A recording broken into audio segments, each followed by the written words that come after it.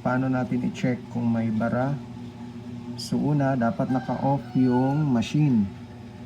And then, tanggalin muna natin yung para hindi sagabal ito.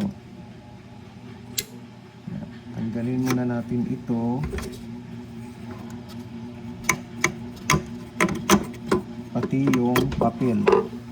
So ito, anuhin lang natin, i-roll natin.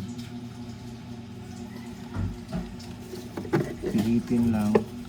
Pagkatapos, kasi ang pagpalit natin ng bagong papel, dapat naka-off talaga ang machine kasi mag-auto feed to siya pag hindi natin papatayin. So ngayon dito ang gagawin natin dito, hawakan natin dito pati sa ilalim. I-push natin ito dito. I-push natin pababa, then sabay hila. Yan. Ayan na. So ngayon, pag na-open na, titingnan natin dito na portion dito. Kung may bumara ba. Kung may bumara na maliliit na papel dito. So kung meron, kukunin natin yung mga bumara. Okay. Ganyan yan. So ibalik na lang natin ulit. So pag ibalik natin, ganon din yung gagawin natin. So dapat dito, hindi ito nakapasok sa loob. So ganon din, ang gagawin natin, itulak natin sabay push pababa. Yan.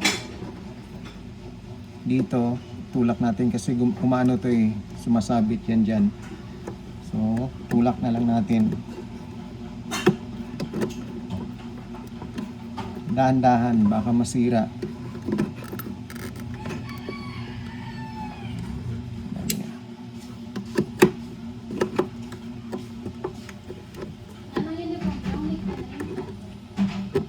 So, ganito yan.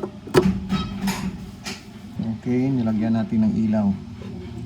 So ngayon dito, hawakan natin dito at saka itulak pabalik.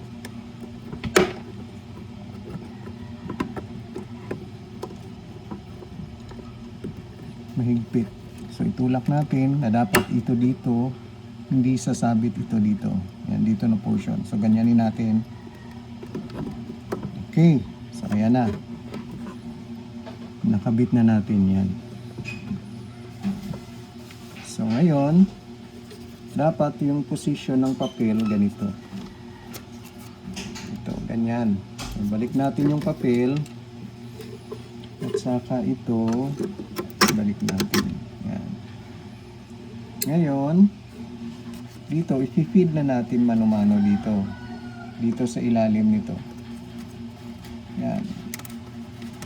So, pasok natin. Once nga nakapasok na siya, dito, yan. Dito na portion, once na nakapasok na, iikutin natin ito para mag-feed siya.